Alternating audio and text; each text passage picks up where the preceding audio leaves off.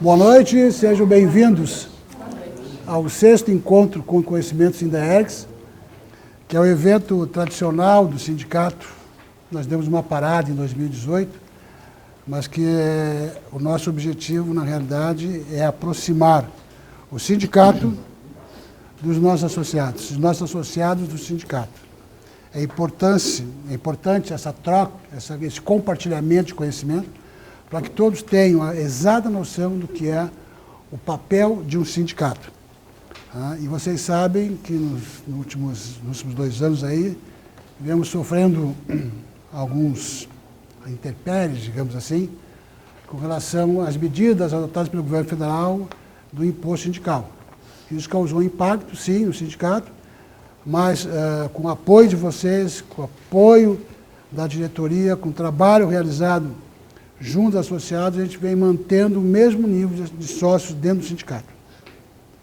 Então, nós estamos aqui hoje justamente para trabalhar com vocês o que o sindicato se propõe a fazer daqui para frente. Tá?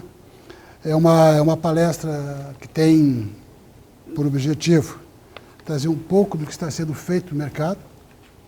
Nós estamos aqui com uns parceiros nossos, que é a MKZ, já apresento de antemão o Kleber Zed. Isso. Tá? E o Jorge Avancini, comunicação de marketing, está aqui. Depois eu dou um pequeno currículo deles. Como eu disse para ele vai ter surpresa. Vai ficar bravo comigo, mas vai ter uma surpresinha. Tem que ser. Esse aqui é o nosso presidente. Tá? Mas eu peço a vocês, eu tenho que ler um pouquinho, porque senão eu me esqueço, para que vocês deixem os telefones no silencioso. Certo? Nós não vamos ter intervalo. Na realidade, isso aqui é um encontro entre amigos. Então, dentro da sua formalidade de cerimonial, tem que ter um evento, o nosso cofre está ali à vontade, vocês podem se levantar e ali fazer um lanche, que isso não vai causar transtorno ao nosso...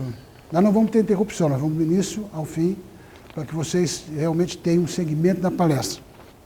Esse evento é uma realização dos sindicatos administradores, Sindaergs, em parceria com a MKZ e o Jorge Avancini, assessoria de comunicação e marketing. Nós juntamos as 3 instituições e vamos levar esse evento em frente.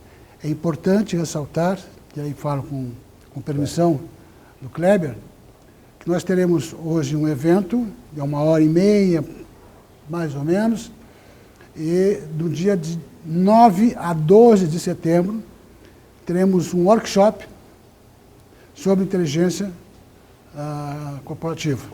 Competitiva. Então, teremos esse curso. Então, hoje vocês já vão ter uma boa ideia do que é a inteligência competitiva e depois o curso que depois o nosso palestrante Kleber vai fazer.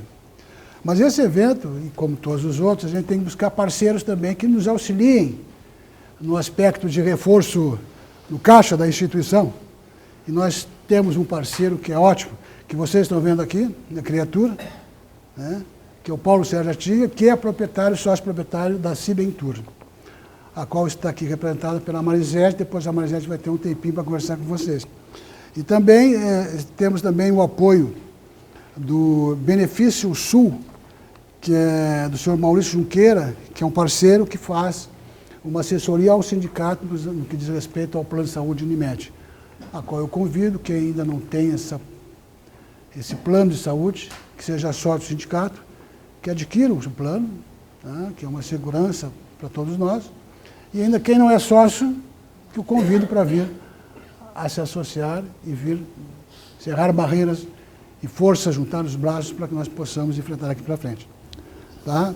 E com isso, a minha participação inicial se encerra e eu deixo com vocês agora o Kleber, que vai ficar à vontade com vocês e vai desenvolver a nossa palestra. Por favor, Kleber. Muito obrigado, Paulo. Obrigado. Muito obrigado. Boa noite para todo mundo. Quero agradecer, em primeiro lugar, ao sindicato aqui pela oportunidade de vir conversar um pouco com vocês sobre inteligência competitiva. E, enfim, dizer que esse é um assunto não muito novo, mas um assunto pouco praticado, na verdade, nas empresas. Enfim, o Avancini dispensa apresentações, né? Ele realmente, e não é por ser também palestrante, mas ele tem uma competência na área de marketing, fez vários trabalhos, acho que todos vocês conhecem as mudanças que ocorreram no Esporte Clube Internacional antes do Avancini e depois do Avancini. A minha experiência é em governança corporativa, em planejamento estratégico, eu trabalho em empresas familiares na área de governança e faço parte de alguns conselhos de administração e conselhos consultivos, todos de empresas familiares. E há alguns anos, pelo menos 3 anos, eu venho identificando a grande dificuldade que as empresas médias têm, e aí em especial as empresas de controle e caráter familiar, têm em olhar para o futuro. E muitas vezes as dificuldades econômicas, as dificuldades de fechar o caixa, as dificuldades que existem na concorrência em garantir um contrato ou outro, eles fazem com que as pessoas, os administradores, os empresários, deixem de olhar ao longo prazo e se concentrem no curto prazo. Então, com isto, eles perdem a noção do espaço que eles têm e das oportunidades que eles têm pela frente, e muitas vezes esse espaço, então, é preenchido pela concorrência. O que nós vamos falar aqui hoje é, na verdade, um pedacinho daquilo que vai ser desenvolvido na prática e com interação no workshop que o sindicato está realizando sobre inteligência competitiva na semana de 9 até 12 de setembro. Tá? Inclusive, acho que o sindicato está à disposição para receber as inscrições a partir desta palestra. Ok? Muito bem. Para nós falarmos sobre inteligência competitiva, que, na verdade, muitos confundem como um pedaço do planejamento estratégico. Na verdade, é uma ferramenta estratégica, mas não é um pedaço do planejamento estratégico. Nós vamos criar aqui um cenário, ok? Vamos trazer alguns conceitos, vamos falar sobre alguns pensadores e vamos tentar criar um ambiente no qual nós estamos todos inseridos. Sejamos empresários, sejamos profissionais liberais, sejamos executivos de empresas. Quem aqui é empresário, por favor? Quem aqui é executivo de empresa? Trabalha em nível gerencial? Quem aqui é profissional liberal? Quem aqui é administrador de empresas? Ok. Me sinto, inclusive, muito mais lisonjeado por estar aqui, porque, na verdade, eu sou economista, não consegui chegar até a área da administração. O Michael Hammer, talvez vocês lembrem, ele é um dos autores do modelo de gestão chamado reengenharia, lá dos anos 90, muito em moda nos Estados Unidos, na época em que lá, efetivamente, a tecnologia e a internet começaram a acelerar o processo de mudança nas organizações. Então, a reengenharia era o repensar da empresa e era, muitas vezes, a terceirização de muitas coisas. Aqui no Brasil, a reengenharia virou sinônimo de desemprego para muita gente. Tá? E de reinvenção, e reinvenção que muitos defendiam não poderia não dar certo. Essa que é a verdade. Mas o Hammer tem uma passagem interessante num dos livros dele que ele diz o seguinte: embora todo mundo queira adivinhar o futuro ou prever o futuro, o importante é se criar uma organização capaz de prosperar num futuro que não pode ser previsto. Uma empresa com capacidade de prosperar num futuro que não pode ser previsto. Essa é uma das afirmações. Outra afirmação que a gente traz dentro da área do conceito. Tá? Vocês conhecem a lei de Darwin e tem uma expressão que diz o seguinte: não é o mais forte nem o mais inteligente que sobrevive na natureza, mas aquele que tem a melhor capacidade de se adaptar. Isso, se nós trouxermos para o ecossistema empresarial, tem uma certa semelhança. A teoria da evolução se junta com um outro pensador, só que agora da área da economia, que é o Schumpeter. E o Schumpeter disse o seguinte: o empresário é responsável por novos produtos para o mercado por meio da combinação mais eficiente dos fatores de produção. Ele, o Schumpeter, é um dos cientistas da área da economia que estudou o processo de inovação e trouxe para a economia a conceituação de que, na verdade, o empreendedor é o agente da inovação, através do lançamento de novos serviços, de novos produtos, da melhoria daquilo que ele já faz. Perfeito? Isso lá em 1911. Mais presentemente, um outro autor, cunhou essa última frase, dizendo que a inovação bem-sucedida, ela sustenta a vantagem competitiva, impulsiona conquista de mercado, fidelização e ampliação das margens de resultado. Todos esses conceitos com os quais nós convivemos diuturnamente enquanto administradores, enquanto executivos, enquanto empresários, mas que na prática a gente não pensa nisso. Ora, o Schumpeter ele analisou o processo de inovação e ele deduziu que o processo de inovação acontece em ondas, em ciclos, em que eu tenho um primeiro benefício para a economia, eu chego ao topo desse benefício e essa tecnologia, essa inovação, ela começa a perder força quando então nascem outras. Revolução Industrial. Nós tivemos um grande avanço quando nós passamos da era da energia elétrica recém-descoberta para o vapor. Então, a Revolução Industrial, ela basicamente aconteceu em cima daquele maquinário, né, que era movido a vapor. Todo mundo achando que nós íamos ter mais desemprego e não, na verdade nós conseguimos retirar da agricultura uma boa massa de trabalhadores. A era do vapor nos levou à era da eletricidade, que nos trouxe os motores e que nos levou à era da eletrônica e da petroquímica, com a aviação e com os equipamentos eletrônicos, que foram extremamente aproveitados, sob o outro aspecto de inovação, quando surgiu a internet lá em 1969. Naquela época chamava-se ARPANET. 69 foi um marco. O homem chegou na Lua e a agência de estudo americana conseguiu trocar mensagens através desse sistema chamado hoje de internet. Pois bem, a internet nos trouxe até aqui. E o que nós temos hoje? A internet acelerou a comunicação, ela criou uma conectividade muito grande, a ponto de a gente não precisar sair do escritório, não precisar sair de casa para trocar informações, para mandar documentos, para receber contratos, enfim, fazer tudo aquilo que vocês já conhecem. Não é? Mas acontece que o fato de eu ter toda essa interatividade gerou uma outra necessidade, que é a necessidade da mobilidade. Tá certo?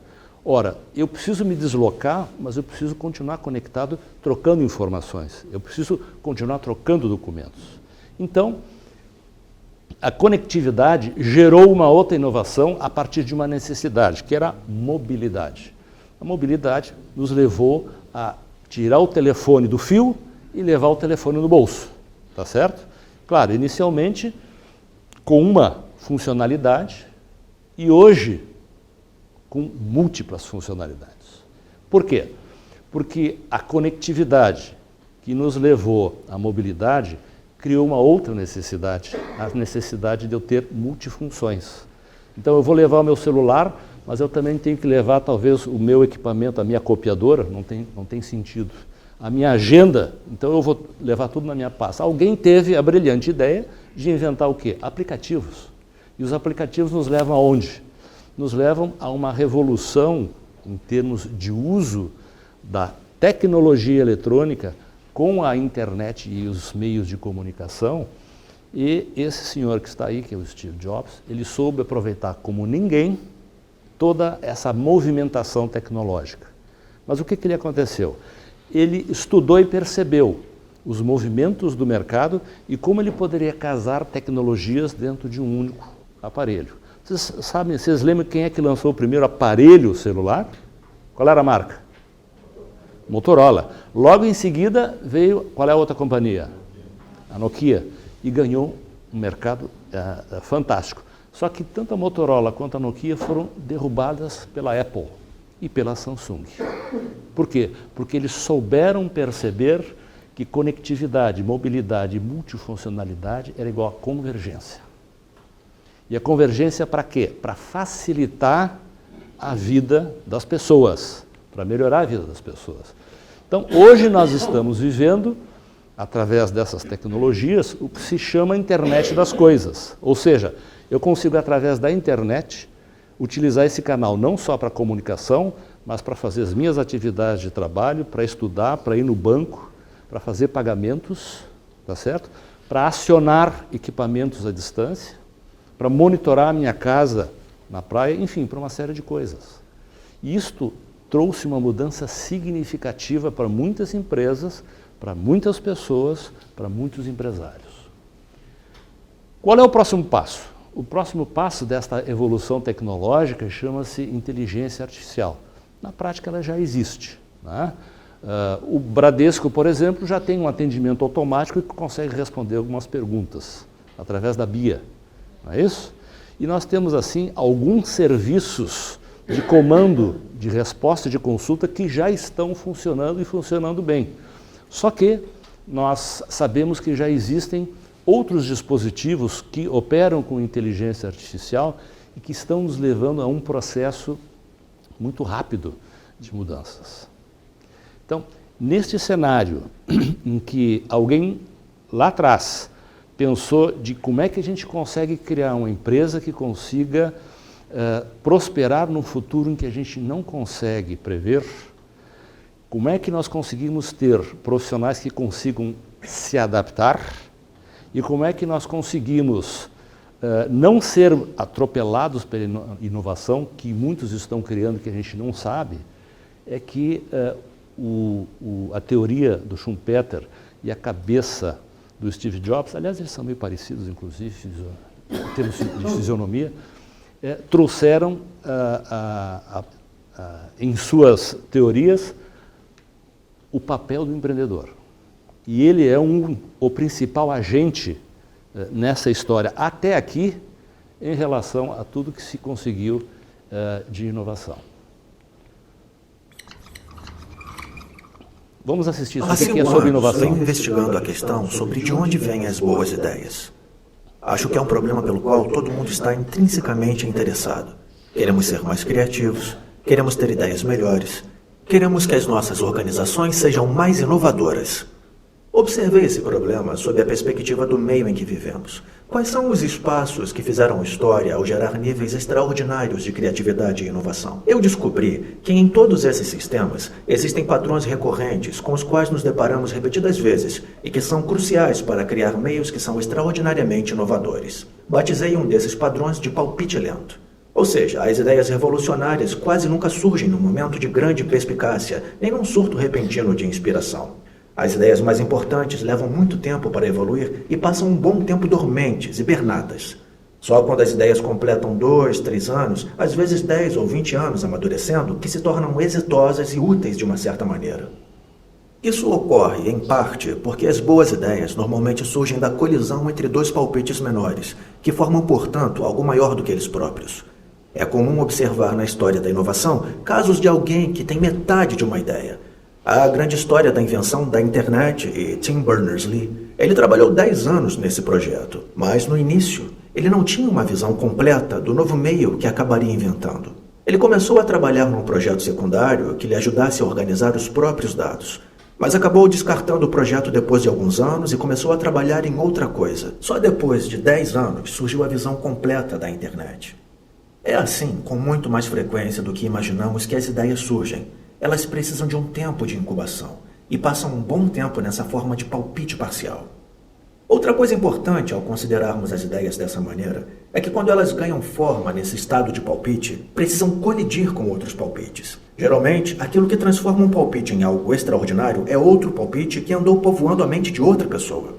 Temos que pensar em formas de criar sistemas que permitam que esses palpites se unam e se tornem algo maior do que quando eram partes independentes. Por exemplo, é por isso que os cafés durante o Iluminismo e os salões parisienses do modernismo eram motores de criatividade, pois eles criavam um espaço onde as ideias pudessem se misturar, se combinar e gerar novas formas. Ao observar a problemática da inovação sob essa perspectiva, é possível esclarecer de maneira importante o debate recente sobre o que a internet tem causado ao nosso cérebro. Estamos ficando desgastados com o estilo de vida multifuncional e conectado 24 horas? Por exemplo, será que isso levará a ideias menos sofisticadas à medida que nos afastamos do estado da leitura, que é contemplativo, mais lento e mais profundo? É óbvio que eu adoro ler, mas eu acho que é importante lembrar que o grande propulsor da inovação científica e da inovação tecnológica sempre foi o aumento histórico na conectividade e na nossa capacidade de buscar outras pessoas com quem possamos trocar ideias e pegar emprestado palpites alheios, combiná-los com os nossos próprios palpites e transformá-los em algo novo. Na minha opinião, isso tem sido mais do que tudo o motor primordial da criatividade e da inovação nos últimos 600 ou 700 anos. Pois é verdade que estamos mais distraídos. Mas ocorreu algo milagroso e maravilhoso nos últimos 15 anos. Temos tantas novas formas de nos conectar e tantas novas formas de buscar e encontrar novas pessoas que possuem aquela peça que faltava para completar a ideia com que estávamos trabalhando, ou de nos deparar por acaso com alguma informação nova e incrível que podemos usar para desenvolver ou melhorar as nossas próprias ideias. É essa a verdadeira lição sobre de onde vêm as boas ideias. O acaso favorece a mente conectada. De onde vêm as boas ideias? Muito bem. Quem já teve a oportunidade de assistir esse filme? Não?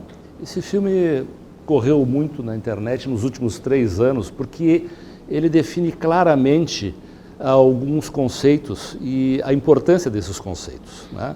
A importância da troca de experiências, da conectividade, da interação entre as pessoas e de que muitas vezes a gente está num processo em que a gente não sabe para que lado vai e muitas vezes a gente conversa com A, com B e a gente acaba achando uma saída. Isso é um processo natural de evolução. Só que nós vivemos hoje uma realidade diferente daquela da pré-história ou da Revolução Industrial.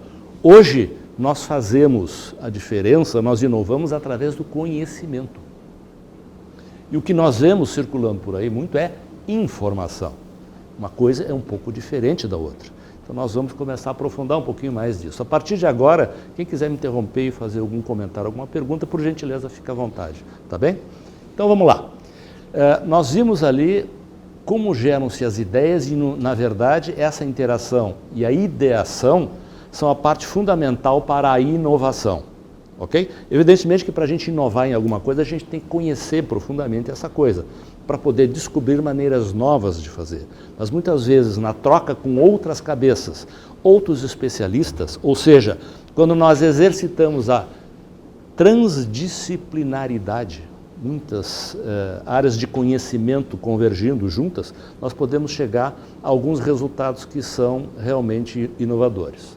E inovação não é tecnologia apenas, nós temos vários tipos de inovação. Então nós temos a inovação científica, a inovação tecnológica, melhoria de processos que a gente faça dentro da nossa empresa, isso é uma inovação. Marketing, comunicação, nós podemos fazer inovação em muitas coisas. E a inovação real é aquela que traz benefício, é aquilo que traz melhoria ou que traz melhores resultados, ok? Uma pergunta para os senhores. O que estes negócios têm em comum entre eles? Quem consegue responder? Sempre olhando pelo lado da inovação, é lógico.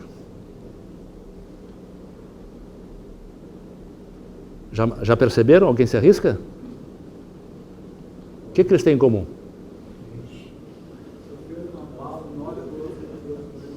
Sofreram uma barra, ou seja, eles não identificaram a concorrência, tá certo? Quando perguntava uns anos atrás quem é o teu concorrente, tu apontava uma marca, tu apontava um estabelecimento, tu apontava um outro profissional, mas na verdade esses negócios aqui sofreram um baque danado em cima do seu modelo de negócios. Um modelo de negócio que sofreu um baque por quê? Blockbuster, todo mundo se lembra, vai lá, aluga uma fita, pega 2, 3 filmes e devolve na segunda-feira. Às vezes até tu te esquecia e pagava uma taxa extra, né? Hoje em dia tu não precisa mais sair de casa para fazer isso. E hoje tu está pagando mais barato do que o filme que tu alugava antigamente. É uma comodidade utilizando um canal de comunicação, um canal de troca. Mesma coisa o Uber, só que o Uber tem um agravante, né? Ele trouxe dentro do seu modelo de negócio valores diferenciados, valores agregados diferenciados, né? A proposta de valor diferenciada. O quê? Eu não preciso sair de casa para chamar o automóvel. Eu não tenho que ligar para o telefone da cooperativa, que às vezes não atende, ou para o ponto de táxi, porque eles nunca estão lá. O taxista, ele nunca tinha recibo para dar, pelo menos para mim. Eu sou um azarado que nunca tinha recibo, tá certo? Enfim, e tu não ter a despesa ou a comodidade, tu ter a comodidade e não ter as outras despesas usando o teu carro, tá certo? Principalmente quando tu vai para um lugar em que tu vai ter dificuldade para estacionar. Então, aqui tem um troço bem bolado e que os taxistas e as cooperativas realmente não perceberam. Essa que é a grande realidade. Comprar livros, como pela internet, quando começou a Amazon, hoje tu compra qualquer coisa e com uma praticidade e com uma confiança no processo de entrega. Eu esqueci de dizer que lá, no caso do taxista, além de ele não ter recibo, ele não tinha troco, né? E aí tu é que tinha que te virar para achar o troco. Então ele ia encostar no primeiro posto de gasolina e aí o taxímetro continua rodando. Bom, música. Eu posso comprar uma música ou posso simplesmente ouvir música pela internet. Eu não preciso comprar, tá certo? Esses modelos de negócio, eles foram criados a partir da necessidade do cliente e a partir da agregação diferente de valor. Usando o quê? Usando tecnologia disponível. Essa que é a verdade. Bom, o Airbnb deu um susto na rede hoteleira, mas ele não substitui o hotel, porque a proposta do Airbnb, ela vai ao encontro daquele usuário de tecnologia que ele mesmo compra a sua passagem, marca a sua hospedagem, ele mesmo aluga o seu carro e ele mesmo faz o seu trajeto, ele faz o seu percurso. São as pessoas que já há muito tempo aprenderam que o que ele quer numa viagem são experiências, é conhecimento, é cultura e interação. Não é necessariamente uma hospedagem cara, tá certo? Ele não vai para Paris, por exemplo, para utilizar o restaurante do hotel ou a piscina do hotel. Ele vai lá para outra coisa, completamente diferente, então ele não quer pagar por isso, ok? Nós estamos falando já há algum tempo, pelo menos 3 anos, na 4ª Revolução Industrial. E ela, na verdade, ela traz um conjunto de mudanças significativas de modelos de negócio, de proposta de valor para o consumidor a partir do uso exponencial de tecnologia. Nós vamos ver agora uma outra reprodução.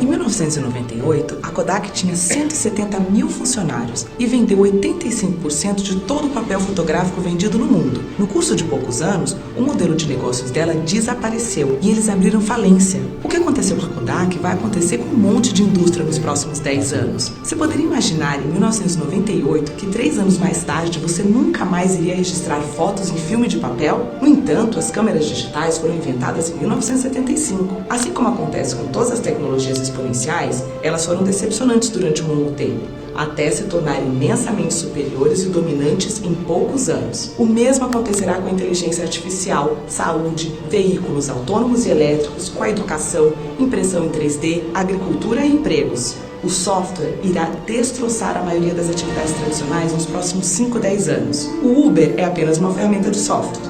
Eles não são proprietários de carros e são agora a maior companhia de táxis do mundo. A Airbnb é a maior companhia hoteleira do mundo, embora eles não sejam proprietários. Inteligência artificial. Computadores estão se tornando exponencialmente melhores no entendimento do mundo. Nos Estados Unidos, advogados jovens já não conseguem empregos. Com o Watson da IBM, você pode conseguir aconselhamento legal com 90% de exatidão se comparado com os 70% de exatidão quando feito por humanos. Por isso, se você está estudando direito, pare imediatamente.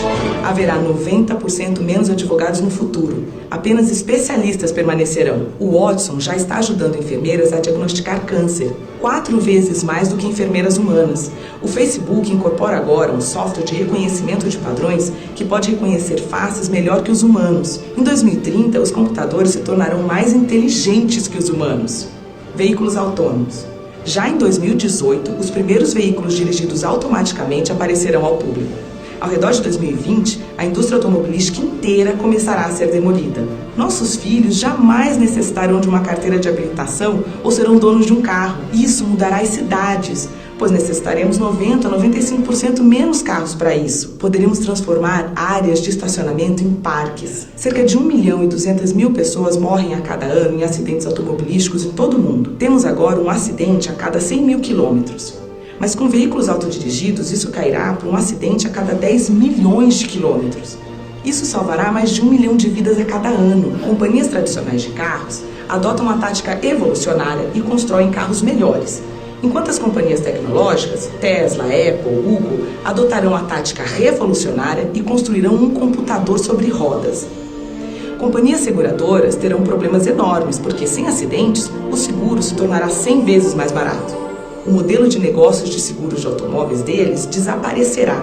Os negócios imobiliários também mudarão. Pelo fato de poderem trabalhar enquanto se deslocam, as pessoas vão se mudar para mais longe para viver em uma vizinhança mais bonita. Carros elétricos se tornarão dominantes até 2020. As cidades serão menos ruidosas, porque todos os carros rodarão eletricamente. A eletricidade se tornará incrivelmente barata e limpa. A energia solar tem estado em uma curva exponencial por 30 anos, mas somente agora você pode sentir o impacto. O preço da energia solar vai cair de tal forma que todas as mineradoras de carvão cessarão atividades ao redor de 2025. Com eletricidade barata, teremos água abundante e barata. A dessalinização agora consome apenas 2 kWh por metro cúbico. Imagina o que será possível se cada um tiver tanta água limpa quanto desejar, quase sem custo. Saúde. Teremos companhias que irão construir um aparelho médico chamado Tricorder na série Star Trek, que trabalha com seu telefone, fazendo o escaneamento da sua retina, testa a sua amostra de sangue e analisa a sua respiração por meio de bafômetro. Ele então analisa 54 biomarcadores que identificarão praticamente qualquer doença. Vai ser barato de tal forma que em poucos anos cada pessoa desse planeta terá acesso à medicina de padrão mundial praticamente de graça.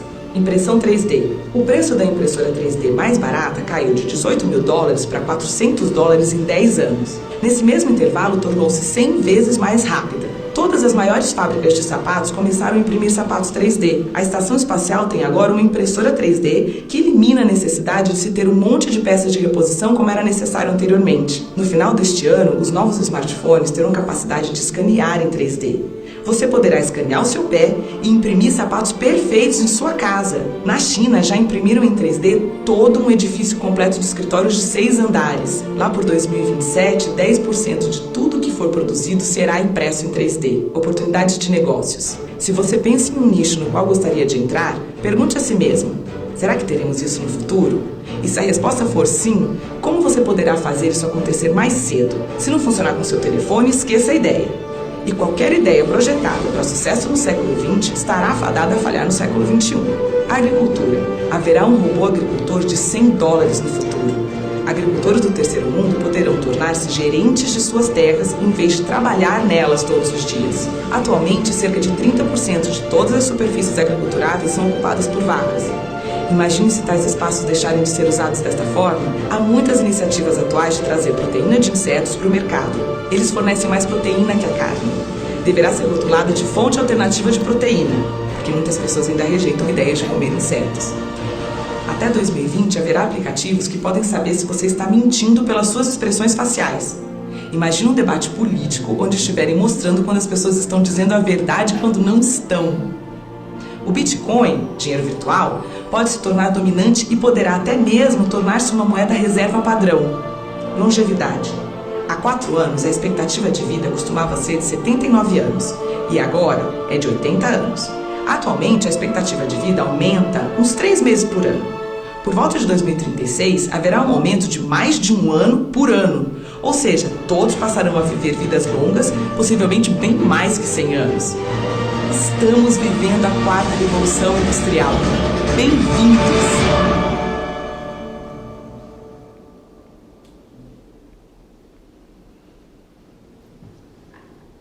Alguém acha que tem absurdo aqui? O que esse filme nos mostrou?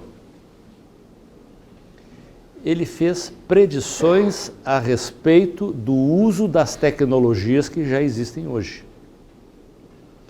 O TriCode, aquele equipamentozinho que escaneia uma face e faz uma análise, já existe hoje e é utilizado no agronegócio para fazer análise da folha da soja, de uma plantação de milho e verificar que tipo de parasitose pode estar se instalando naquela planta ou qual é o estágio ou a deficiência nutricional daquela folha. Isso já existe, tá certo?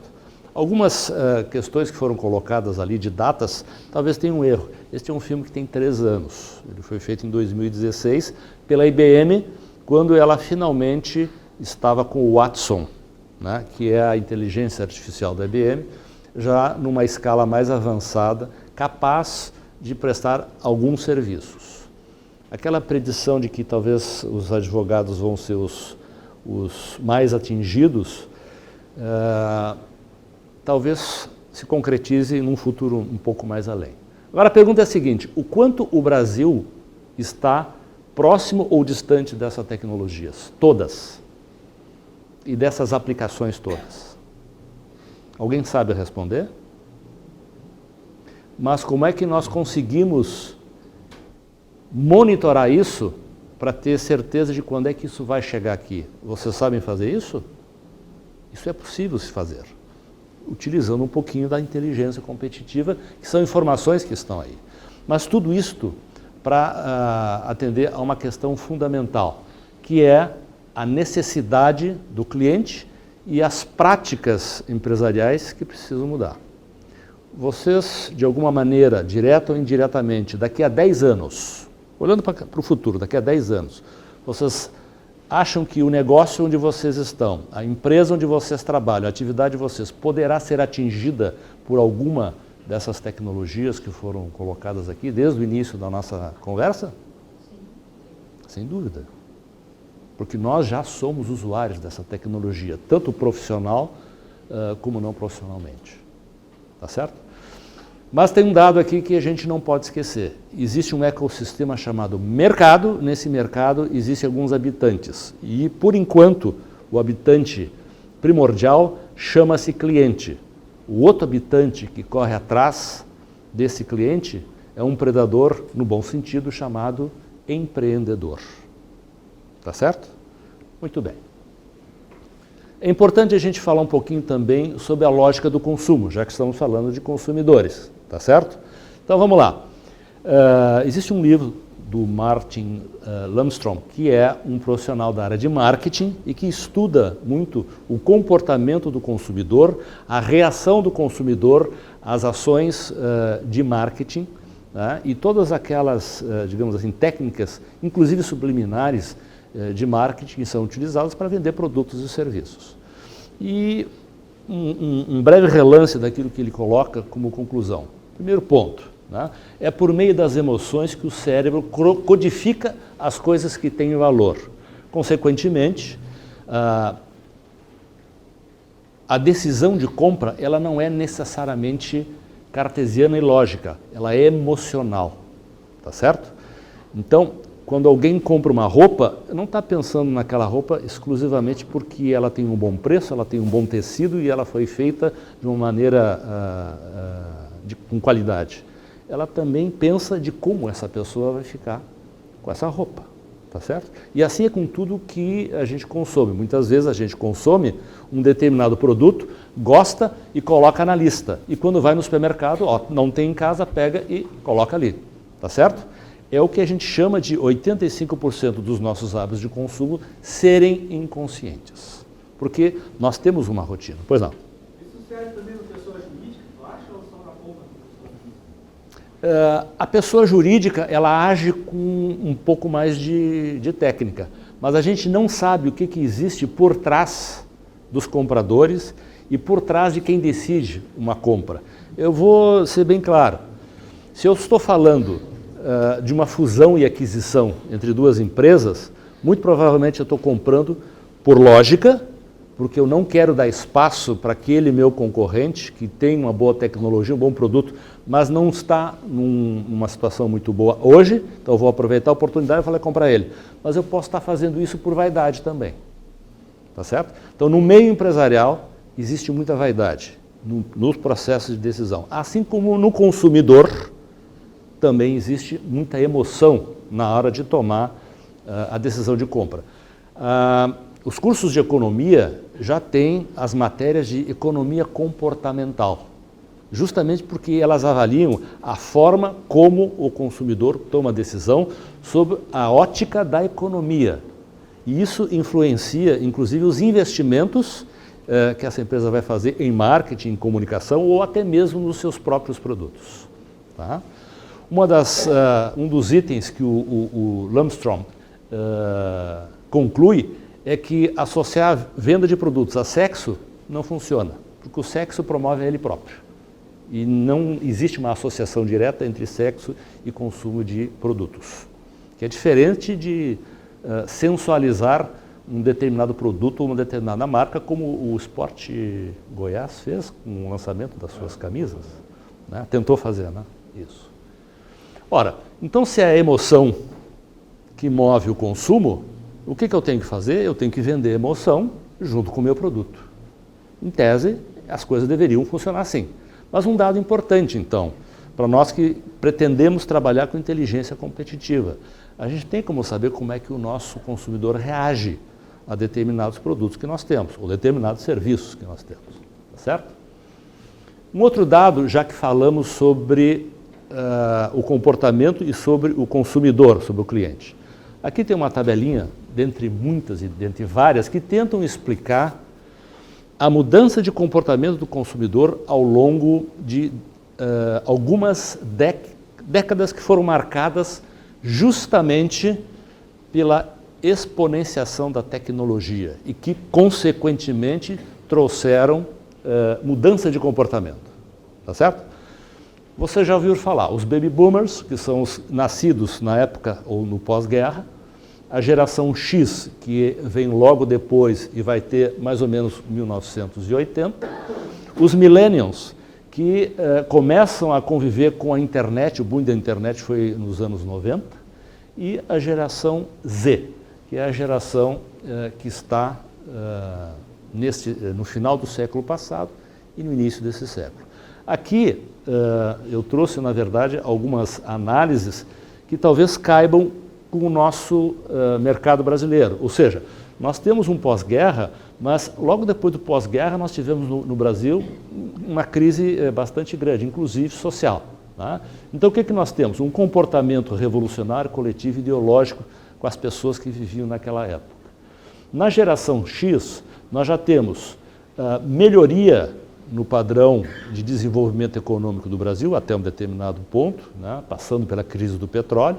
Isso fez com que consumo, status e marcas, algumas marcas que não existiam aqui, já começaram a entrar no Brasil, justamente porque o mercado se mostrou potencial, já começaram a vir para o Brasil e com isso o consumo dos produtos de marca se acentuou. A geração Y, que são os chamados millennials, eles já têm uma outra visão. Eles preferem mais a experiência do que a posse dos bens ou um consumo indiscriminado de marca. Aqui já começou um dilema para quem vende marca, tá certo? Aqui começou a ideia de ter mais experiências e de ter mais propósito. Mas foi na geração Z que a questão de comportamento mudou. Toda aquela facilidade de comunicação e de interação com o mundo trouxe globalização aqui de maneira muito acentuada, inclusive nas trocas econômicas, né? Mas fez com que essa geração descobrisse o mundo, descobrisse a facilidade de poder viajar, de poder se relacionar. E isso também acentuou a necessidade da experiência no exterior, das experiências com outras culturas para os currículos dos executivos, tá certo? Por quê? Porque a diversidade era importante para quem vai gerenciar grupos que são diversos. Muito bem.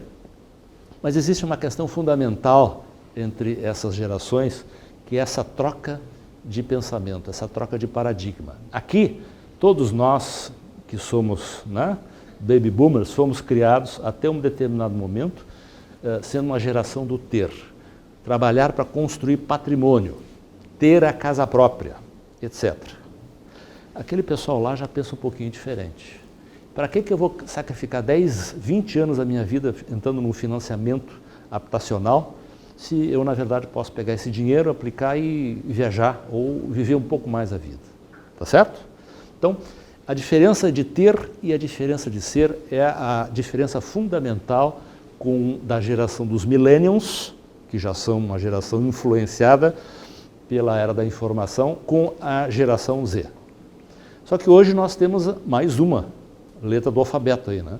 Nós temos a geração alfa, que são os nascidos depois de 2010 e que já nascem convivendo com os equipamentos eletrônicos. Porque hoje o celular está em qualquer lugar, em qualquer peça da casa, e todos têm um celular, tá certo?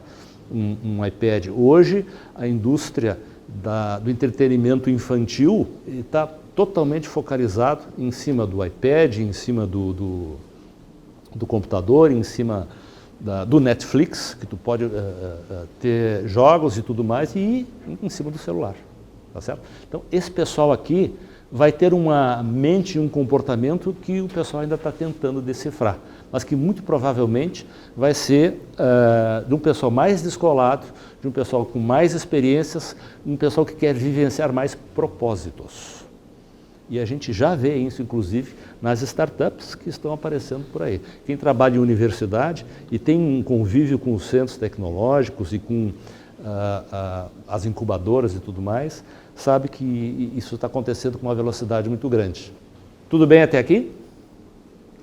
Bom, vamos olhar agora um pouquinho para a prática, né? De que forma isso pode estar influenciando, então, os mercados. Eu trouxe aqui o mercado imobiliário como um exemplo, já que a nossa palestra é curta e a gente não consegue falar de tudo ao mesmo tempo. Aqui nós temos algumas tendências que estão sendo já consagradas no mercado imobiliário, inclusive o brasileiro, e é um estudo da Euromonitor, que é uma das maiores empresas de pesquisa no mundo. Presta serviço para grandes empresas e costuma publicar boa parte dos conteúdos que produzem em termos de pesquisa. Então, algumas tendências para o mercado imobiliário para a gente entender de que forma a inovação e tecnologia estão afetando esse consumidor. Primeiro ponto, vida limpa, né? A gente fala em preservar o meio ambiente, em usar menos água, em desmatar menos, não entrando numa questão política. E o que isso está realmente trazendo em termos de mudança por conta desse pensamento do consumidor? O consumidor quer mais qualidade de vida. Então ele quer imóveis menores, porque imóvel menor dá menos manutenção, ele custa menos, ele tem um condomínio menor e eu tenho, na verdade, que passar mais tempo trabalhando ou vivendo a minha vida e não dentro de casa. De uns anos para cá, de 10 a 15 anos para cá, a gente viu de maneira muito acentuada o tamanho das salas nos apartamentos aumentando e o tamanho dos quartos diminuindo.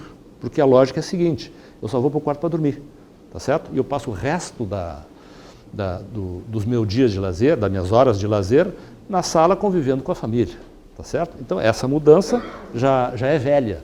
Aqui os apartamentos estão menores. Quem é que conhece a Vitacom, construtora incorporadora em São Paulo? Ninguém conhece? Vitacom está fazendo prédios com serviços, com apartamentos a partir de, se é que dá para chamar de apartamento, 10 metros quadrados, que é o tamanho de um box de estacionamento. Só que tem bicicletário, ele tem pet place, lugar para o pet, ele tem lavanderia coletiva, ele tem estar coletivo, ele tem coworking coletivo, tudo dentro do mesmo espaço. E o que acontece? As pessoas estão indo também para esse lado do compartilhamento. Então eles estão juntando o útil ao agradável. E numa torre eles estão fazendo então esse modelo, esse produto imobiliário, e na outra eles estão fazendo o tradicional escritórios e coworking, não mais só escritórios. Tá certo? Então as pessoas estão buscando facilidades e as pessoas estão buscando menos apego, mais desapego, mais qualidade e qualidade com propósito, ou consumo com propósito. Então, a Vitacom também está, eu não estou fazendo propaganda da Vitacom, é só um exemplo de uma empresa que foi estudada sob o ponto de vista da inteligência competitiva, tá certo? Ela está juntando ela está fazendo a convergência desses comportamentos nos produtos imobiliários que ela está oferecendo. Tá certo? Muito bem. Outro dado que os incorporadores, de uma maneira geral, os construtores, começam a dar mais atenção. É a tal da reclamação através da internet. Tu construir bons imóveis e construir uma boa reputação, tu precisa de algum tempo. Tu destruir a reputação nas redes sociais é rapidinho. Quem estava pensando em comprar, por quê? Porque hoje a gente consulta a rede social, tá certo? O que eu faço quando eu quero comprar um produto, um eletrodoméstico? Primeiro eu vou lá na internet, eu vejo onde é que tem mais barato e o modelo que me indicaram, tá certo? Segundo, eu vou ver se tem alguma reclamação para ver se o negócio funciona. Isso funciona muito bem com o TripAdvisor também. Quem vai viajar, quer se hospedar num hotel, logo abaixo daquele hotel tem todos os comentários. Tá? Então, rede social hoje é uma ferramenta muito importante também para a gente buscar informações de algum concorrente, mas principalmente para a gente saber se o produto que a gente está consumindo é um produto que realmente vai nos atender. Tá certo? E aqui, durante muito tempo, muitos construtores tiveram sérios problemas por problema de manutenção, problema de rachadura, problema disso, problema daquilo, que é sempre comum nos imóveis e apartamentos, só que eles estão dando muito mais bola para isso agora, tá certo? Independentemente de lei do consumidor e outras coisas. O mercado é quem vai garantir, não garantir, mas quem vai nos ajudar a permanecer no próprio mercado. E se a gente atender bem o consumidor, atendendo às suas necessidades, tanto melhor. Essa regra é clássica. Outra questão que é muito importante para quem trabalha no mercado imobiliário é corretor. Né? O que aconteceu com esta crise? De 2014 para cá, a economia realmente veio ladeira abaixo e a venda de imóveis despencou. Né? Os lançamentos diminuíram e, consequentemente, muitas imobiliárias que tinham os seus corretores contratados, definitivamente elas mandaram eles embora ou pejotizaram eles. Né? A grande maioria dos corretores imobiliários hoje no Brasil é PJ, mas eles estão vinculados a uma bandeira, por quê? Porque eles são a força de vendas desse grupo. Mas o que acontece? Com a realidade virtual, nós conseguimos não só enxergar o apartamento, né, que a gente costuma olhar na internet e ver os espaços e tudo mais. Eu entro no imóvel e eu caminho pelo espaço. Então, a minha interação com aquele espaço, a minha percepção com aquele espaço é muito diferente. Ela é mais do que 3D, vamos dizer assim. Então, eu tenho um poder de tomada de decisão com a realidade virtual que é fantástica para quem quer vender um imóvel. E o que acontece? Se eu tenho aquele imóvel filmado e cadastrado dentro de uma realidade virtual, eu convido o meu cliente, eu sou o corretor, eu vou lá, faço uma visita para ele e eu já baixo num óculos de realidade virtual todos os imóveis que ele quer passear, olhar, ver, tamanho, dimensão, encaixe, insolação, tudo que ele precisar. Sem que ele tenha que ir visitar esse imóvel. Isso já acontece. Né? Muitos corretores já utilizam as redes sociais para fazer a venda dos imóveis, fazer o filme e tudo mais. Isso aqui é uma coisa completamente diferente e vai economizar muito tempo, tá certo? E por fim, a personalização, estamos falando hoje, né? E cada vez mais, quem tem recurso financeiro, quem tem propósito e quem tem critério de consumo, cada vez mais vai exigir customização em cima dos produtos que compra. Então hoje, tu vais comprar um apartamento, mesmo que ele seja pequeno, ele está pelado por dentro. Ele não tem o gesso, ele não tem o revestimento e ele não tem o piso. Mas já está no preço, tu pode escolher o que tu quiseres. As construtoras já trabalham nessa linha, inclusive para os imóveis de médio padrão e de preço intermediário. Tá? É diferente de um baixo padrão, Minha Casa Minha Vida, seja o que for. Enfim, então, esta é uma outra mudança significativa. Tá? E por fim, só para encerrar esta análise deste segmento, o que nós enxergamos? Cada vez mais, design, tecnologia e sustentabilidade estão fazendo a diferença. Em pelo menos 3 grandes segmentos de produtos. Vocês sabem quais são os outros 2, além do imobiliário? automóveis e vestuário. 3 grandes linhas de produtos onde design, tecnologia e processos sustentáveis estão e vão fazer a diferença na decisão do consumidor. Não vou nem falar do consumidor de alta renda, que é o caso aqui, né? Esse aqui é só um exemplo de uma torre lá em Lausanne que já está sendo construída, e em Milão já existe uma torre construída semelhante do mesmo arquiteto, trazendo, ou seja, fazendo a convergência de várias mudanças de comportamento do consumidor. Tá certo?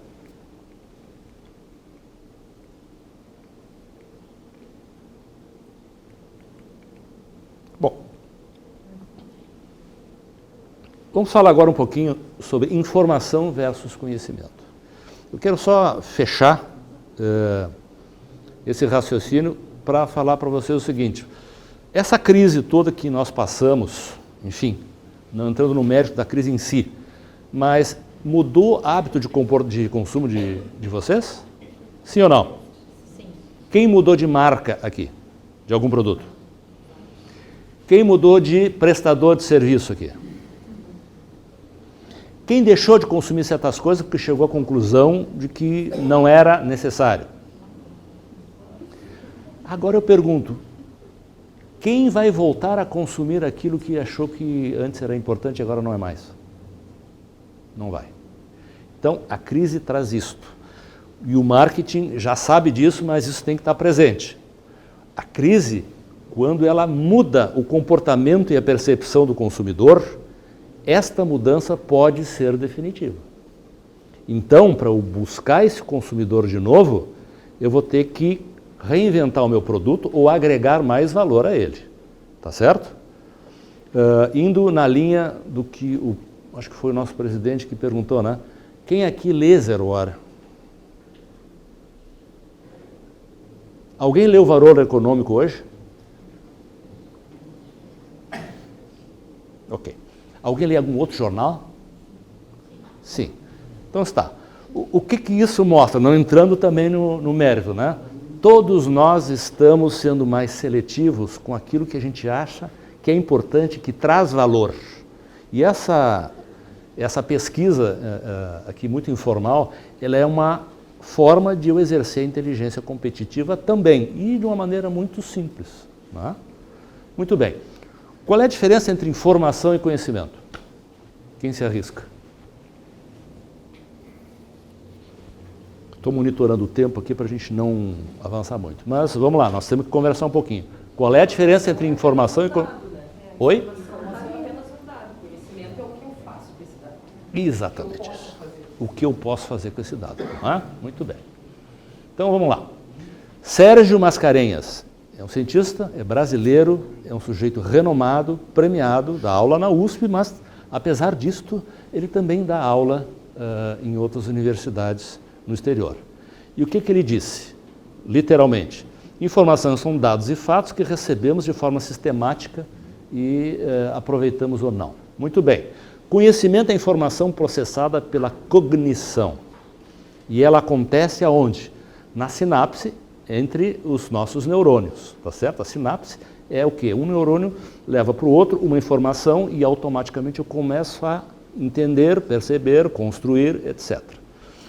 Com o qual interagimos com a realidade, aprendendo e de forma prática decidindo e realizando. O gráfico já diz tudo, tá certo? Muito bem. Então, ele também fala sobre o conceito da transdisciplinaridade, a importância que existe de nós termos um conhecimento, mas trocarmos com outra pessoa que tem um conhecimento completamente diferente. Alguém trabalha com gestão de RH aqui? Então vamos lá, certo? Eu ter todo o mesmo perfil numa equipe não é saudável, muito pelo contrário. Então, na medida em que nós temos a capacidade de interagir, nós vamos construir conhecimento. Os senhores vão sair daqui hoje com muito mais sinapses do que entraram, sabiam, né? Por quê? Porque de alguma maneira nós estamos fazendo trocas aqui e estamos interagindo. Tá? Espero que estejamos construindo conhecimento. Muito bem. Basicamente, só para ficar gravado, a informação ela é passageira, ela está em qualquer lugar que nós venhamos a pesquisar, ela pode não ser perene e muitas vezes até ela vem até nós e nós não pagamos nada por ela. Já o conhecimento, se eu construo, ele é duradouro. Eu preciso construir, por isso eu não acho em qualquer lugar, tá certo? Mesmo que eu me matricule na universidade, eu posso não ter o aproveitamento mais eficiente que eu poderia ter. Ele é perpétuo porque enquanto eu aprendo, eu vou guardar, porque eu vou juntar isso com outros dados, outras informações que vão ampliar esse conhecimento. Tá?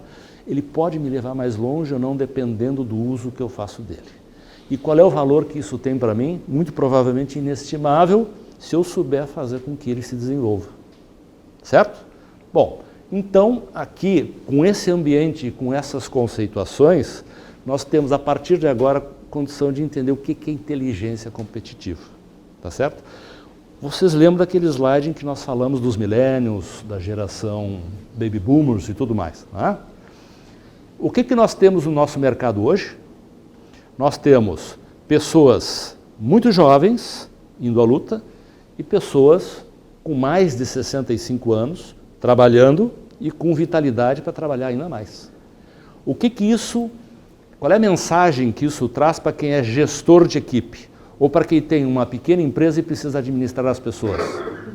Eu tenho que aprender a conviver com várias formas de pensamento, com várias idades de aprendizagem diferente. Quem aprendeu com a caneta e com o lápis e com o papel como eu, né, precisa continuar fazendo as anotações para ajudar a cabeça a trabalhar. Quem trabalha com o iPad, como o meu filho, que fez um curso inteiro de administração com um iPad na mão, e eu muitas vezes me preocupava porque não tinha um livro, né? Ele já fez pós-graduação em marketing também, obrigado. Coisas diferentes, métodos diferentes de aprendizagem, mas isso dá o sinal de que, na verdade, as empresas têm que estar atentas a isso também. Então, hoje nós temos caras não tão velhos, caras até mais velhos, como consumidores e como trabalhadores. E gente nova, com 60 anos, como o Avancini, por exemplo, e eu, que estão empreendendo e vão continuar empreendendo cada vez mais. Tá certo? Então nós temos que entender o que está acontecendo e a inteligência competitiva ajuda a isso. Então vamos entender. Inteligência competitiva, sob o ponto de vista do ecossistema de mercado, é como eu vou até o mercado, olhar e montar o meu radar de monitoramento para saber quais são as variáveis que impactam no meu negócio e que eu preciso sistematicamente monitorar. No momento em que eu começo a monitorar e que eu continuo monitorando, eu vou começar a ter conhecimento e não só dado e informação. E respondendo àquela pergunta, aquela afirmação do Hammer, lá do início, construir empresas que possam prosperar no futuro que não pode ser previsto, é o quê? É aprender. Tá certo? Se vocês tivessem que entrar hoje numa competição de mercado com um profissional que está sendo cogitado para uma promoção, ou com um concorrente que se instalou do outro lado da calçada, ou com algum outro produto, porque vocês são administradores e precisam combater, ou tem que criar produto, o que vocês teriam de vantagem competitiva para oferecer? O que é vantagem competitiva? Quem é que sabe?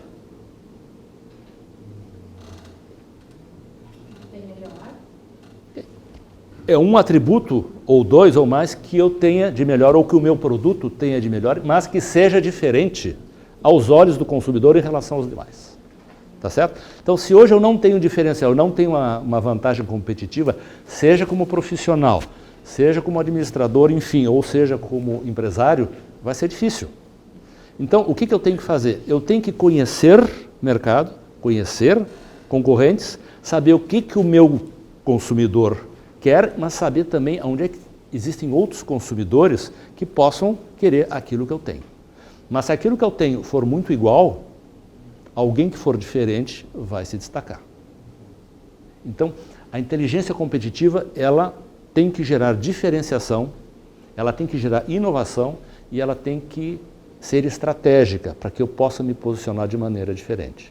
E tudo isso é informação que está no mercado. Acontece que eu tenho que montar o meu radar.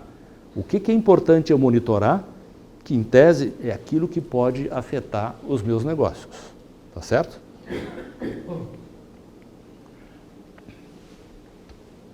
Bom, existem 4 qualidades, digamos assim, ou 4 aspectos que um profissional, que um empresário precisa ter e desenvolver para poder trabalhar a inteligência competitiva no seu negócio.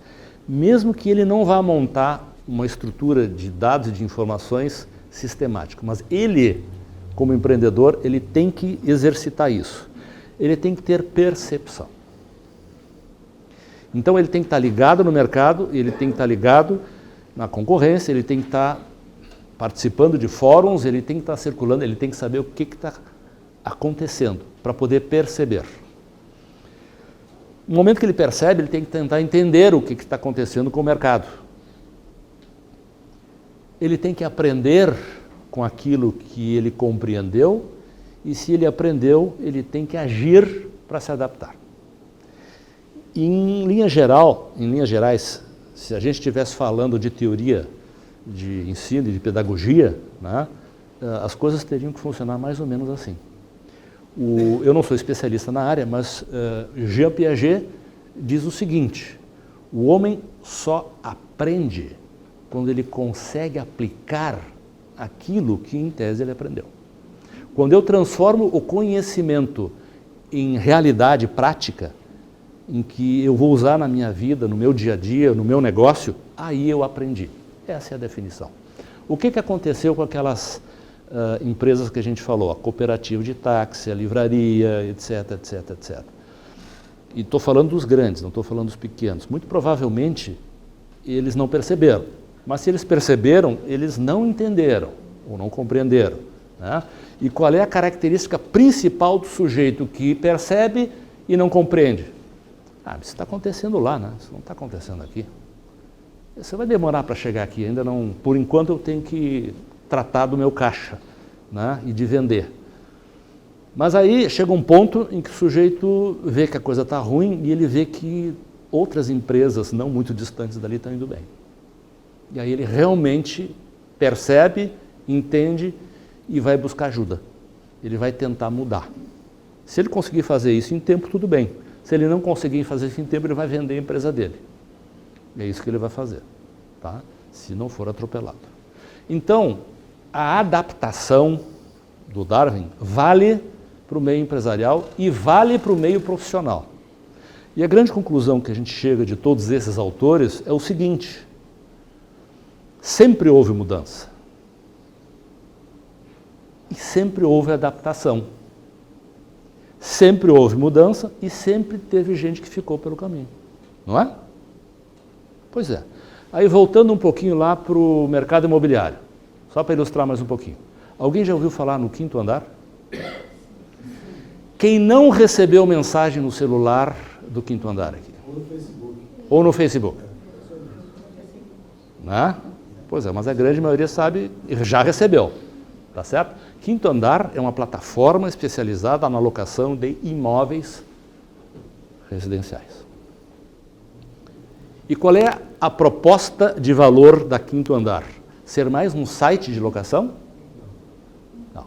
Alguém sabe qual é a proposta do 5º andar? Ele é o deslocador e o locatário, e faz simulação online. Aquela calculadora, tu chegou a calcular? Então tu botou teus dados lá, né? Então tu entregou o teu cadastro para ele, já foi. A 5º andar presta serviços para locador e locatário, providencia a reforma dos imóveis que precisam entrar na carteira de locação, financia essa reforma, porque muitas vezes o cara tem um apartamentozinho que não está muito bom para, né, mas financia, e esse financiamento o sujeito pode pagar com os aluguéis, presta serviços para os inquilinos que estão se mudando para aqueles imóveis, pequenos serviços, aqueles que todo mundo precisa na hora que vai se mudar. Eu vou alugar um apartamento, eu tenho que ter uma transportadora, eu tenho que ter alguém que faça uma reforma aqui, um arquiteto, dependendo do grau de exigência do cliente, né? Então, se tu explora essa plataforma, está tudo lá. E outra, eles não alijam os corretores. Os corretores são os seus parceiros. É claro que eles estão escolhendo alguns parceiros imobiliários, que é quem tem volume e tem carteira. Para quê? Para serem um agente e ganharem uma taxinha em cima dos imóveis que já estão cadastrados naquelas imobiliárias, mas que estão lá encalhados, os caras não conseguem fazer, alugar. E por que que o Quinto Andar entra com esta proposta justamente agora? Por causa da convergência. Assim como a Vitacom, lá em São Paulo, está fazendo imóveis menores e os jovens estão preferindo alugar do que comprar, porque é mais fácil fazer uma locação do que juntar o dinheiro e entrar no financiamento, então a Quinto Andar vem preencher essa lacuna, porque esse é um movimento que está acontecendo em nível mundial, não é só aqui no Brasil. Isso é tendência de consumo, tá certo? Hoje não, desculpe, alguns anos atrás, pelo menos 10, 15 anos atrás, os fundos imobiliários estavam investindo em prédios para a rede hoteleira, porque a rede hoteleira chegou à conclusão que ela é boa administradora de hotel, mas ela não precisa ter a propriedade. É a mesma coisa do que o Airbnb. Então tem fundos imobiliários que investem hoje em prédios para exploração hoteleira. Então, este é o mercado, tá certo? Muito bem. Então, a palavra-chave aqui é aprendizagem. A aprendizagem está relacionada com a inovação. E quando eu tenho os dados que me auxiliam a exercitar essas 4 qualidades, aí sim eu vou estar exercitando então a inteligência competitiva. Acelerando um pouquinho agora, tá? Inteligência competitiva é bom quando o mercado está ruim. Porque quando o mercado está bom, ninguém se lembra disso. Quando o mercado está bom, todo mundo está vendendo, ninguém tem problema de fluxo de caixa e todo mundo vai. Né? Alguém sabe o que o Napoleão Bonaparte falou sobre champanhe? Ele disse o seguinte: na vitória, nós a merecemos. Na derrota, nós precisamos dela. Inteligência competitiva é a mesma coisa. Quando o mercado está bom, é bom a gente ter 2 garrafinhas guardadas na geladeira. Porque quando o mercado fica ruim, nós vamos precisar dela. Então nós temos que ter a prática da inteligência competitiva. Isso serve para um profissional, para uma pequena empresa, porque as grandes empresas já utilizam isso. Tá certo? Olha só o que tem de previsão econômica. Isso aqui, publicação do Valor Econômico de 10 dias atrás. Previsão para a economia global. Tá? Então, vamos direto ao ponto. Estabilidade e pouco crescimento aqui nos mercados desenvolvidos, tá certo? Economias avançadas, 2,2, 1,9, 1,7, caindo. Isso por conta, talvez, da guerra comercial, né, que existe aí entre China e Estados Unidos, mas também pelas crises que a gente vê que continuam ocorrendo entre os países produtores de petróleo, os países árabes, tá? Um pouco do Xi Jinping, que é da Coreia, um pouco do Japão, que está começando a ter problemas também em termos O Japão está sem desenvolvimento faz muitos anos. Né? O problema é que a população do Japão está envelhecendo muito rapidamente, é que nem a do Brasil, por incrível que pareça. Então, o que isso aqui mostra? Isso aqui mostra o seguinte: se as coisas continuarem se deteriorando como estão até aqui e a China desvalorizou a sua moeda, isso criou um certo frisson no mercado. Né? Então, hoje, nós temos o quê? Nós temos real a R$ reais por dólar, não é isso? A bolsa caiu 2 e pouco por cento aí, há 2 dias atrás, e as coisas estão meio nervosas. As empresas, olhando esse cenário, o sujeito que percebe, que entende e que vai trabalhar, vai compreender melhor isso, ele vai tratar de se precaver. Então, quem trabalha com exportação de grãos, por exemplo, sabe que a China está comprando mais do Brasil do que dos Estados Unidos, justamente porque está numa guerra comercial. Mas até quando isso vai durar? Tá? Bom, então, olhar o cenário externo macro é muito importante, porque hoje ninguém está desconectado do dólar, ninguém está desconectado da internet e está todo mundo vinculado às variações de humor que existem por aí fora, pelos governos. Tá? Como é que se implementa a inteligência competitiva? Nós, a Vancini e eu, montamos 6 disciplinas, se é que a gente pode chamar assim, 6 conteúdos, em cima dos quais o workshop, que é interativo, vai tratar de desenvolver, para auxiliar no processo de entendimento de como é que eu posso implementar isso. Tá?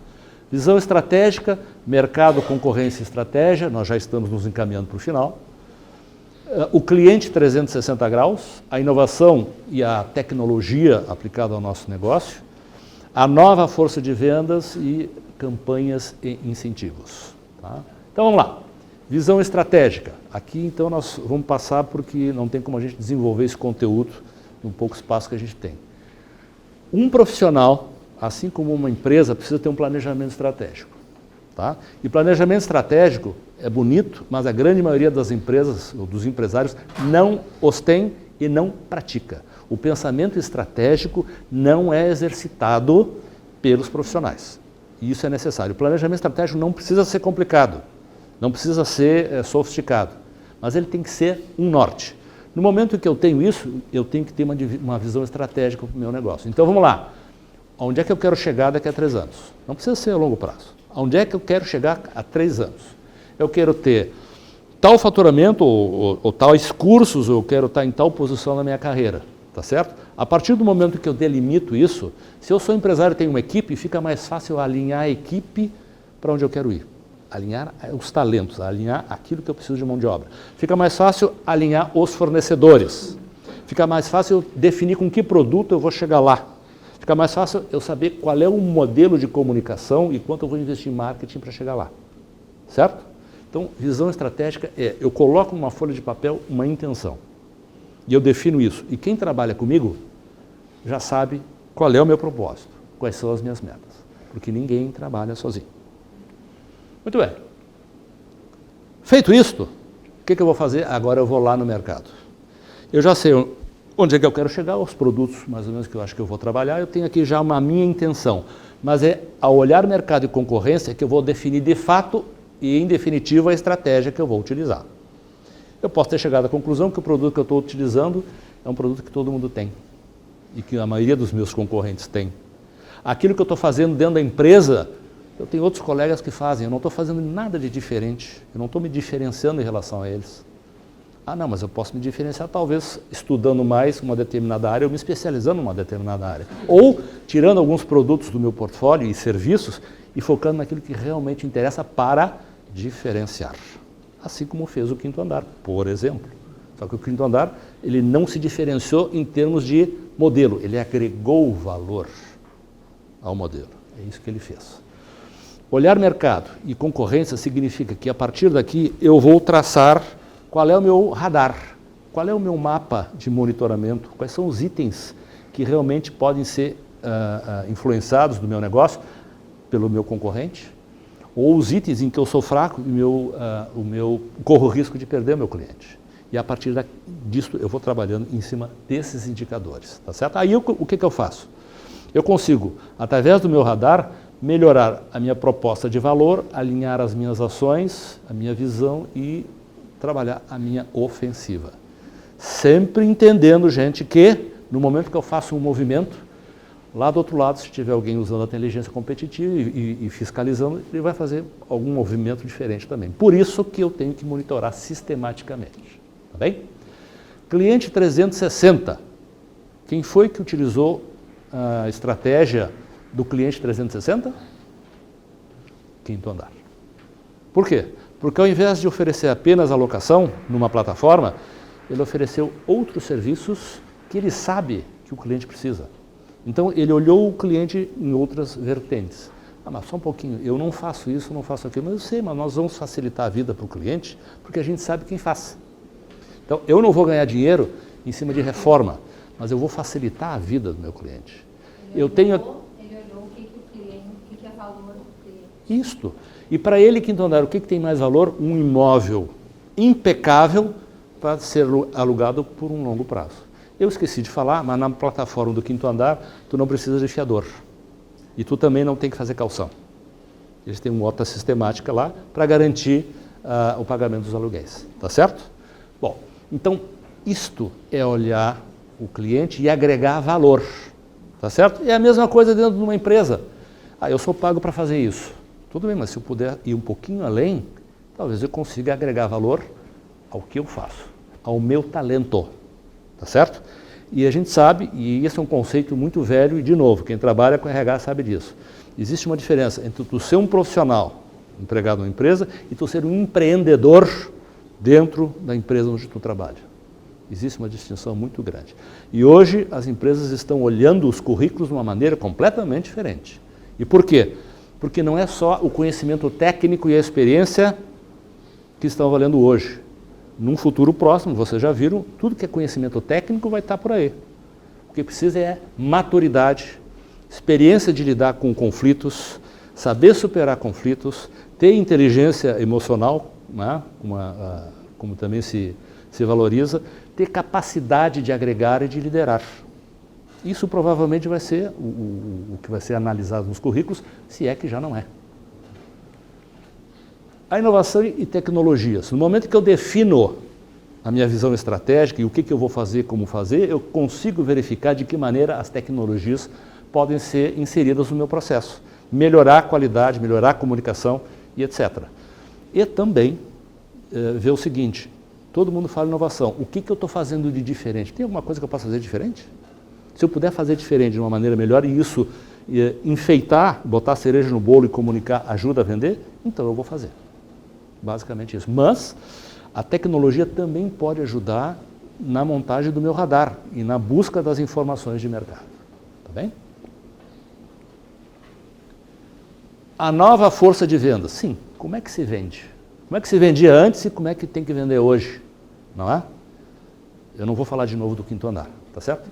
Mas vamos falar daquele corretor que foi dispensado por aquela imobiliária e aí, bom, se eu vender, eu ganho, se eu não vender, eu não como.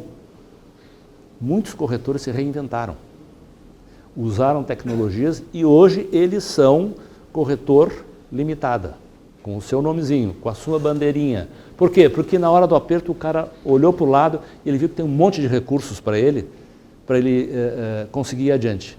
E o que ele tinha de mais precioso? Aquele vínculo com aquela imobiliária? Não. O cadastro de todos os clientes que ele tinha, que ele entregava para aquela imobiliária. Tá certo? Então, de novo, o cliente, para ele, era o bem mais precioso. Agora, como é que eu faço? Eu não estou naquela imobiliária. Tecnologia não precisa mais de imobiliária. Não precisa mais de endereço, em tese. Tá certo? Tu precisa ter atitude. Tu precisa agir com inteligência. É isso que tu precisa. Então, a nova força de vendas hoje é diferente. Há pouco falávamos, vender por e-mail. Pode ser até que ajude, mas hoje já não é mais o primeiro canal de comunicação indireto. Tá certo? E muitas vezes, o presencial fecha o negócio. Na maioria das vezes, ainda hoje, dependendo do negócio. Tá certo? Por quê? Porque, principalmente no Brasil, né, ou na região sul, vamos dizer assim, confiança é algo fundamental. E aqui no Rio Grande do Sul nós somos mais digamos assim, desconfiados, cautelosos, essa é a palavra, tá certo? Então, se tiver alguém que indicou, já é meio caminho andado, é fulano de tal que indicou. Mas se não, até construir confiança leva tempo, ok? Campanhas e incentivos, para encerrar. Alguém já ouviu falar no Melnick Event Day? Vocês também não receberam um e-mail deles, né? Nem WhatsApp, nem coisa nenhuma. Tá. A Melnick, hoje, uma das maiores construtoras, sem dúvida nenhuma, aqui de Porto Alegre e da região sul, embora atue em outros estados também, eles criaram em torno da marca um diferencial. É uma campanha. Eu marco o dia do Melnick Event Day e quem está a fim de comprar um imóvel vai esperar um pouquinho. É que nem não compre carro hoje, espera até sexta-feira. Né? Tudo isso para quê? Eu marco uma campanha, eu crio uma mobilização de mercado, isso é bom para os corretores, isso é bom para os vendedores de carros, isso é bom. Ou seja, se eu tenho meta para atingir e eu tenho uma equipe que me ajuda, eu tenho que de alguma forma destacar o meu negócio e a minha marca. E eu posso fazer isso de inúmeras vezes. Eu só estou dando 2 exemplos para vocês. O Melnick Even Day e não compre o carro essa semana, não compre o carro hoje. Tá certo? E aí o que é que eu faço? Eu pego essa campanha, eu jogo ela para dentro meus objetivos para dentro dela e eu dou um empurrão em quem quer me ajudar a vender. Entende? Então, aqui é a área do Avancini. Aqui é marketing. Aqui é comunicação. Assim como força de vendas é a área dele também. Entende? Então, eu preciso reinventar as coisas, eu tenho que fazer as coisas diferentes para chamar a atenção. E nada melhor do que eu fazer isso de maneira alinhada. Tá certo? Bom, em linhas gerais, o conteúdo que a gente tinha para a palestra de hoje, para não avançar muito no horário, e ficar dentro, aliás, do horário previsto, era este. Tá? Queria só aproveitar para fazer um pequeno merchandising a respeito desse workshop, até em agradecimento aqui ao sindicato. Todo esse conteúdo está sendo trabalhado em workshop, ou seja, não é curso e não é palestra.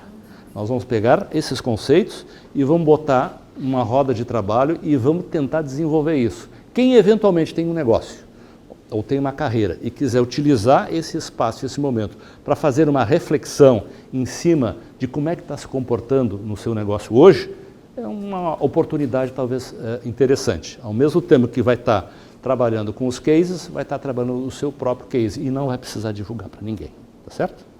Era isso que eu tinha, pessoal. Agradeço muito a atenção de vocês, tá? Muito obrigado. A palavra é sua. Um assunto. É importante, mais uma vez, frisar que vocês venham para o sindicato, sócios ou não, e conheçam um pouquinho mais essa entidade sólida e que teve percepção no momento, compreendeu a situação, está aprendendo e muito, mas tem que se readaptar. Senão nós vamos morrer.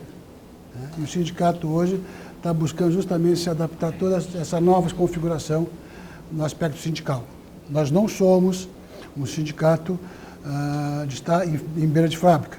Somos um sindicato combativo junto às lideranças empresariais, junto aos nossos sindicalizados. Então, quem quiser, por favor, venha.